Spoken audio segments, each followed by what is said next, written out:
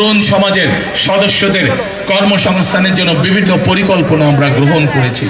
একইভাবে আমরা আরেকটি পরিকল্পনা গ্রহণ করেছি। আমাদের সমাজে এক শ্রেণীর মানুষ আছেন, যে মানুষগুলো জন্ম থেকে মৃত্যু পর্যন্ত আমাদের সাথে তাদের একটি আত্মার সম্পর্ক আছে, একটি আধ্যাত্মিক সম্পর্ক আছে।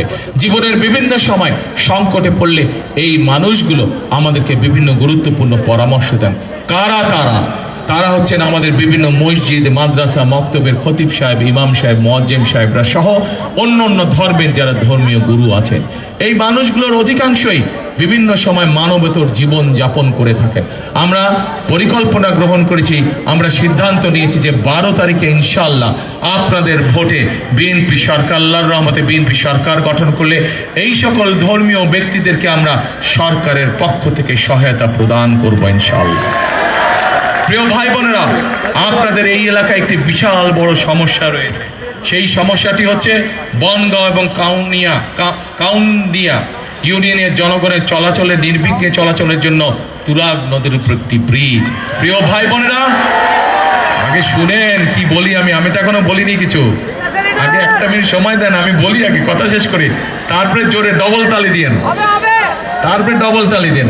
প্রিয় ভাই বোনেরা, বিগত 16 বছর আমরা দেখেছি মেগা প্রজেক্টের নামে মেগা উন্নয়ন হয়েছে। জনগণের কোনো উন্নয়ন হয়নি, জনগণের ভাগ্যের পরিবর্তন হয়নি। মেগা প্রজেক্ট হয়েছে, হাতে গোনা কিছু লোকের উন্নয়ন হয়েছে।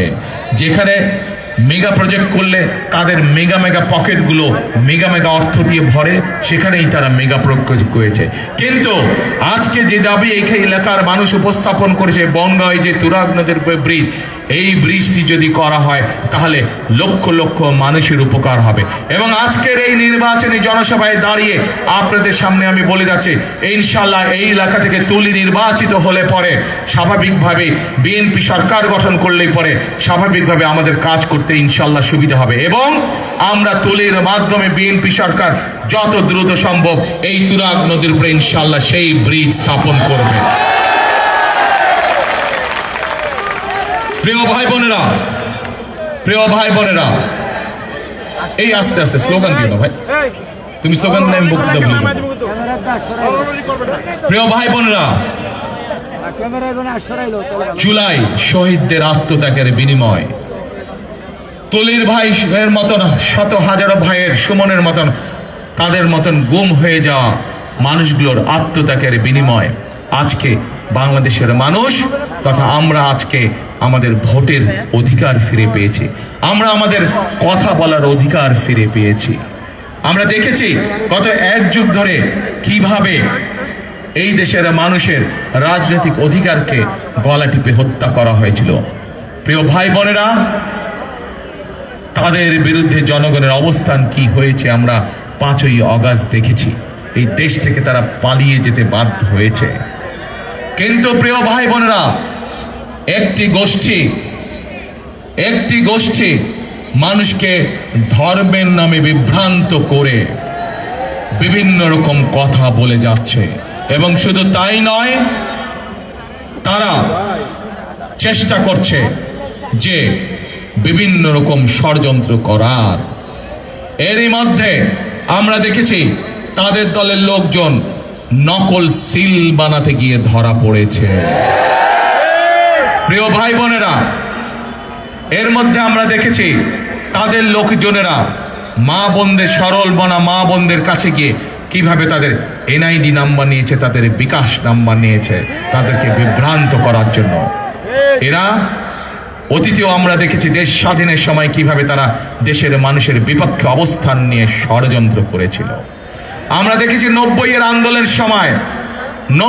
আন্দোলনের সময় তারা কিভাবে জনগণকে ফেলে রেখে সেই স্বৈরাচারের 90 স্বৈরাচারের সাথে নির্বাচনে অংশগ্রহণ করেছিল। প্রিয় ভাই বোনেরা, বিভিন্ন সময় এই মহলের জনগণকে ফেলে রেখে চলে যাওয়ার দৃষ্টান্ত আছে। আজ আবার আমরা দেখছি তারা বিভিন্ন কথা বলে জনগণকে বিভ্রান্ত করার চেষ্টা করছে। আজ আবার আমরা দেখছি তারা বিভিন্ন রকম ভিতরে ষড়যন্ত্র করার চেষ্টা করছে।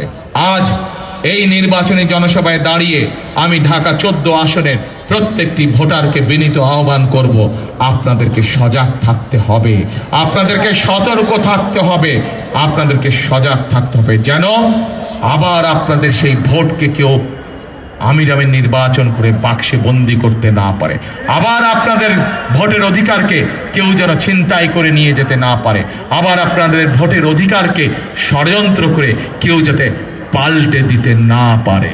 প্রিয় ভাই বোনেরা, বহু রক্তের বিনিময়, বহু ত্যাগের বিনিময়ে আজ আমাদের এই অধিকার অর্জিত হয়েছে।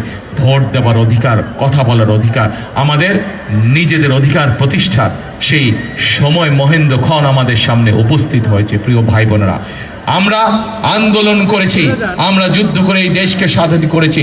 প্রিয় ভাই বোনেরা, আসুন আজ আমাদের এই সামনে যে মহেন্দ্রক্ষণ উপস্থিত হয়েছে, এটিকে আমাদের দেশ এবং দেশের মানুষের কাজে ব্যবহার করতে হবে, দেশ পুনর্গঠনের কাজে ব্যবহার করতে হবে, দেশের মানুষের ভাগ্যের পরিবর্তনের কাজে ব্যবহার করতে হবে, দেশের ভাগ্যের পরিবর্তনের কাজে ব্যবহার করতে হবে। প্রিয় ভাই বোনেরা, আজ সেজন্যই আমরা এমন এক যে মানুষকে, তুলির মতন এমন একটি মানুষকে আজ আমরা আপনাদের কাছে তুলে দিয়েছি, ধানের শীষ তার হাতে তুলে দিয়েছি, যেই মানুষটি বুঝে মানুষের বেদনা কি, যে মানুষটি বুঝে মানুষের কষ্ট কি, এমন একজন মানুষকে আজকে আপনাদের সামনে আমরা দিয়েছি, এমন একজন মানুষের কাছে আমরা ধানের শীষ তুলে দিয়েছি, যে কিনা মানুষের কষ্ট বুঝে, দুঃখ বুঝে, বেদনা বুঝে, আপনজন হারানোর কষ্ট বুঝে।